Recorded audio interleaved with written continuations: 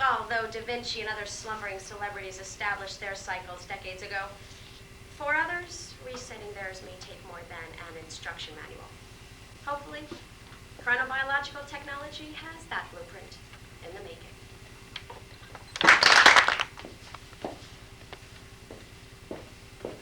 Our third speaker is Amy Darnell.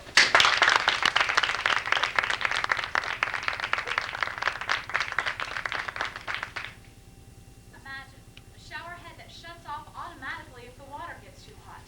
Or how about an airplane that's embedded with optical fibers that will warn of catastrophe? Or how about a self-healing concrete? Impossible? No. According to Dr. Glenn A. Rogers, head of the Center for Biomimetics at the Center of Redding in California, you're now entering the mindset of a multidisciplinary crowd of investigators that are engineering intelligence into the constructed world. What these researchers term smart materials are giving inanimate objects very animate brains, feelings, and responses. To better understand smart materials, we need to first define what they are and see how they developed. Next, we can take a look at the present-day uses of them. Finally, glance to the future of using smart materials. Business Week, July 29th, 1991, featured the new alchemy, or the new face on the materials we humans will be using in the near future. This new alchemy comes as a result of biomimetics, or the biological mimicking of a natural life form. Much of the credit for biomimetics research is given to the U.S. Navy. They stumbled upon the concept in the 1960s. Their initial studies have led to over 500 smart materials researchers in the United States alone, in addition to an international center at the University of Strathclyde in Glasgow, Scotland. But to begin with, smart materials does not refer to the IQ of the latest fashion fabrics. Instead, Robert Newnham, professor of solid-state sciences at Pennsylvania State University, states that using the term smart means that a material is responsive. It's the biological equivalent of a nerve reflex or muscle response. A material can become smarter if it has sensor technology, which creates a means of actuation. In other words, smart materials notice a change in themselves and then go on to typically correct this wronged environment. Research and Development magazine, April 1992, states that there are two major classifications of smart materials. They are shape memory alloys and optical fibers. Mechanical Engineering, April 1992, states that a shape memory alloy is a substance that at room temperature stays as its original shape. Should the temperature increase dramatically, so too does the alloy. But it uses its shape memory when it returns to its original shape and returns to normal temperature. This is an example of a shape memory alloy. It's known as nitinol, standing for Nickel Titanium Naval Observation Lab. Now watch, as I place it into the hot water, you can see the dramatic change. Now, that's what I call a slinky with an attitude. But now watch as I place it into the cold water and it memorizes its shape. As you can see, it quickly returns to its original form. This may remind you of high school physics, but we all know that if I light this straw, just because it cools down does not mean that it will return to its original shape. Only materials with shape memory can do so. The next of our optical fibers is the shape memory alloy optical fiber. We can find a definition of it in Science magazine, January 17, 1992. Essentially, our optical fiber is a glass rod that serves as a sensor or nerve. They can notice any change in vibration, temperature, or strain. Typically, they're hooked up to a central computer. Now, it alerts the central computer if the optical fiber is going through any undue stress. The computer then will alert any crew to make any necessary adjustments. It's similar to our own human hand. See, if our hand is nearing a hot oven, then our nerves inside tell us that we're in danger, and we draw our hand away. So too does the optical fiber tell the computer that it is, in essence, about to be hurt. Now that we know what smart materials are and how they were developed, we can take a look at how they're currently being used in our homes, in aerospace, and in architecture. The first of our smart materials, shape memory alloys, are perhaps the most promising because they do not require a high-powered computer to operate. May 19, 1991 New York Times states that the Marchand Eyewear Company is using shape memory alloys in their Flexol frames, of which this is an earpiece. As you can see, the piece is very flexible. It memorizes its shape, but is not breakable. This technology has its price, however. Each pair of these glasses costs $200. But realize you'll never have to buy another frame of these glasses again. Industry Week, June 15, 1992, states that the Memory Corporation is using a coil similar to the one I demonstrated with in bathroom appliances. In their fail-safe faucets and shower heads, they use a coil similar to this. Now, if the water becomes too hot, then the coil will expand, cutting off the water flow. But once the temperature returns to normal, so too does the coil, and you can resume with your shower. But now we need to take a look at how optical fibers are being used in our everyday lives, particularly in aerospace and in architecture. Management Today, June 1992, states that for many years, the United States Aerospace Program has been using optical fibers in the skins of our airplanes. The skins are simply the outer layers of our airplanes. The optical fibers are hooked up to the plane's central computer. Now, if it undergoes any undue stress, then it alerts the computer that something is wrong, and then the crew can make any necessary adjustments. The F-117 stealth fighter that was so successfully in the Persian Gulf War has such optical fibers embedded into its skin, making its skin the smartest in the world. Now, although smart technology has some researchers with their head in the clouds, others have their feet firmly planted in regards to architecture. Omni Magazine, May 1992, states that due to optical fibers, we now have the world's first earthquake-proof building. The Kiyobashi Seiwa building in Tokyo has optical fibers embedded into its foundation. Again, hooked up to a central computer, these optical fibers will notice any vibration from the Earth's crust. When it notices that an earthquake is on its way, it alerts the computer. The computer then goes on to tell massive weights and hydraulic thrusts to make the necessary adjustments needed to create a state of equilibrium so that the building does not topple. The time to do so? 1/100th of a second. According to Dr. S.Chi Liu, head of the Hazard Mitigation Project for the National Science Foundation, all vibration will be dampened before humans even know an earthquake is on its way. Smart material use is not here just for a visit, but for a very long stay. And what a stay it will be. We can now take a look at the future implications of smart materials use. Medically, we can look at the research being done by the Japanese to regulate diabetes blood sugar. The New Scientist, July 4th, 1992, states that they're using the shape memory concept in a shape memory polymer. The researchers at Tokyo Women's Medical College have used this in the creation of a pancreatic cell. When it's distributed into the blood, it will expand or contract in regards to how much sugar is in one's bloodstream, therefore creating an equal state for diabetes patients. Here at home, we can focus on the research of Dr. Carolyn S. Dry, Associate Professor of Architecture at the University of Illinois. September 22nd, 1992 New York Times states that she's using optical fibers in what she terms a self-healing concrete. You see, if her concrete cracks, the nearby optical fibers will also crack, releasing a sealant into the damaged concrete. And we've all driven on one too many bridges and roads that need such technology, particularly I-80 into Bloomsburg. But no matter how convenient smart materials are, they seem to merge into the overwhelming concern of safety. Raymond N. Measures, head of a University of Toronto lab that creates smart materials, is quoted in the February 16, 1992 New York Times that research is progressing at such a rapid rate that eventually it will become unethical and immoral for any structure to be built without smart technology. It is the ability to repair itself that is vital in saving both the environment and human lives. Who can ask for anything more? We're talking about man-made materials that take care of man. Throughout history, the materials we humans have used have so impacted the progress of civilization that these materials themselves have gone on to name these significant periods throughout history. For example, the stone, bronze, and iron ages. Now we've entered the intelligent age with smart materials. Today we've taken a look at what smart materials are, how they developed, their present-day uses, and finally the future implications of their use. But perhaps the effectiveness of smart materials was best described by Craig A. Rogers, head of the Institute for Material Structures at Virginia Tech University. He states in his paper, Smart Materials, the Dawning of a New Materials Age, will smart materials end all catastrophe? that trees will fail to fall in hurricane winds, or birds will fail to tumble when they hit a glass window. But instead, with smart materials use, you will have a more friendly and easier life.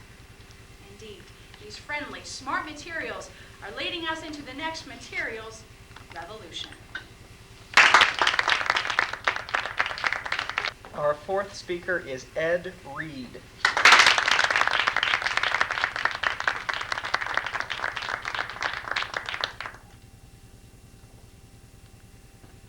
While little Miss Muffet sat on her tuffet eating her curds and whey, the dairy processing plant down the street was throwing out more than 850,000 cubic yards of whey a year.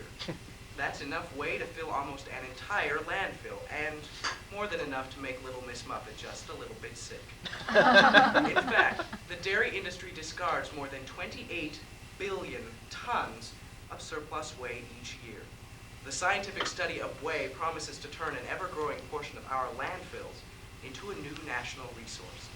According to the January 1993 issue of Popular Science, scientists have developed new ways of creating useful items from the cheese byproduct. So in order to understand the potential benefits of whey, we will first examine just what exactly whey is.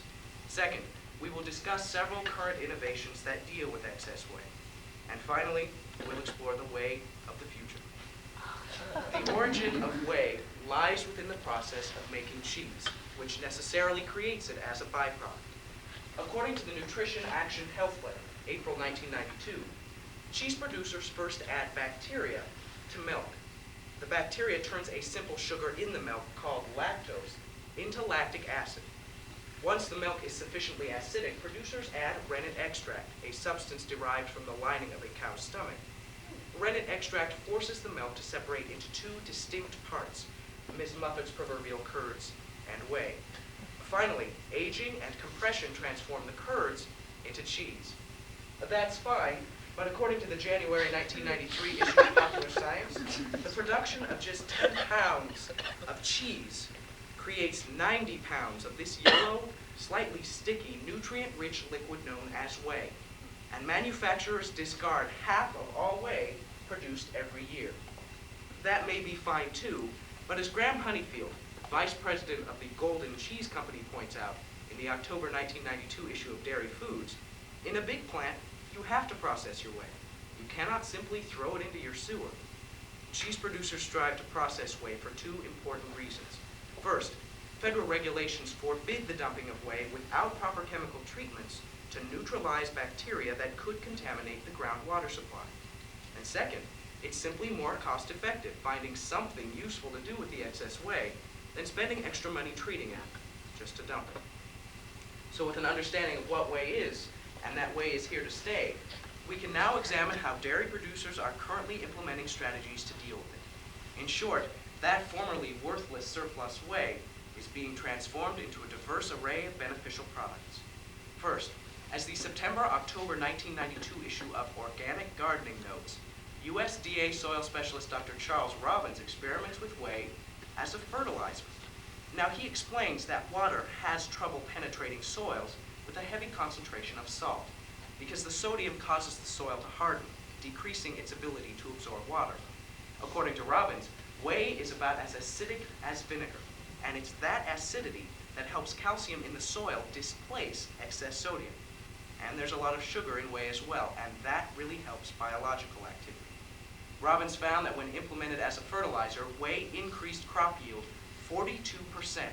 He believes that continued whey treatments could more than double that increase. There are a few drawbacks, however. Whey is hard to contain because of its watery consistency, and using whey as a fertilizer is difficult because too much whey can clog the soil, and oddly enough cause a large odor problem. As well as helping to increase production of certain foods, whey has also been used to reduce fat and calories in others.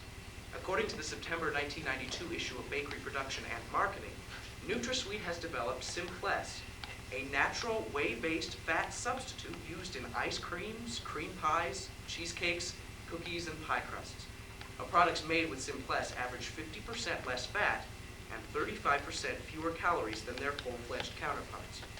One similar application, according to the May 1992 issue of Food Processing, is a whey-based protein concentrate in powder form that mimics the taste and composition of an ordinary egg. The concentrate has a higher protein content than eggs, a lower fat and cholesterol concentration, and costs substantially less when used in mass production. According to the October 1991 issue of Dairy Foods, the concentrate is suitable for use in nutritional items, such as baby food. Whey is also the main ingredient in a new product called Milk Light. The November 23, 1992 issue of Business Week explains, Milk Light looks and tastes just like ordinary milk, but in fact, it's simply a better blended version of powdered milk packaged in liquid form.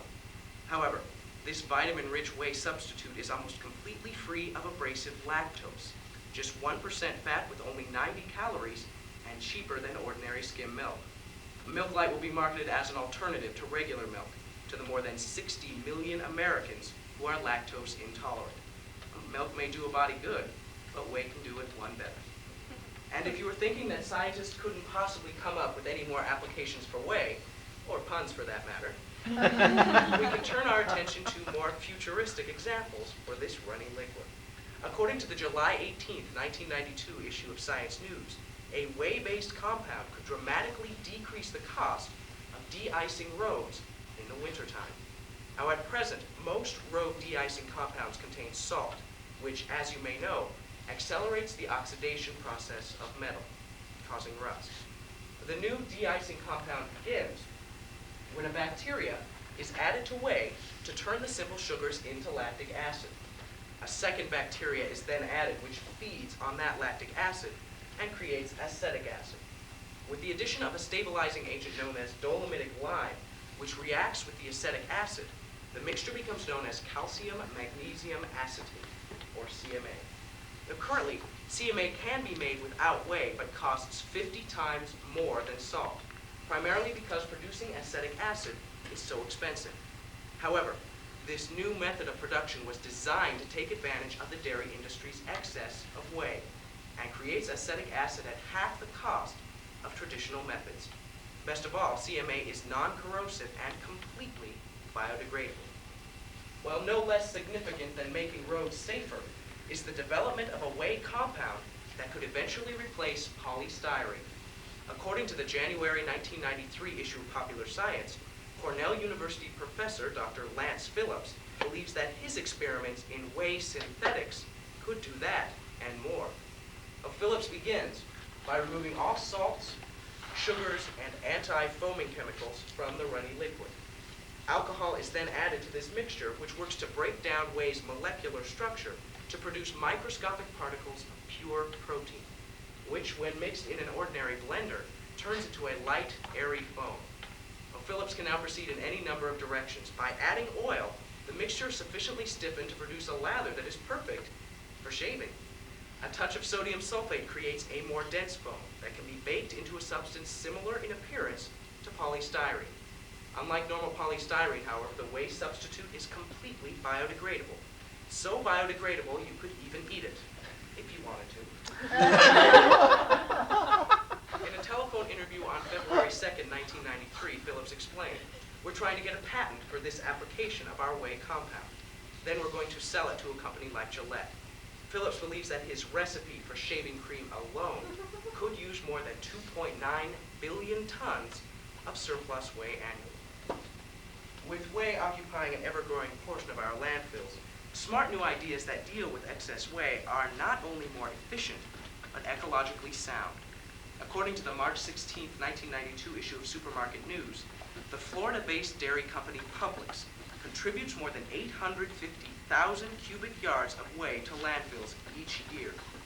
Publix PR Director Marianne Jones maintains that with the implementation of new methods to deal with excess whey, its occupation of landfill space could be reduced by over 70%. Our examination reveals practically limitless applications derived from this simple, previously discarded liquid, from food additives and substitutes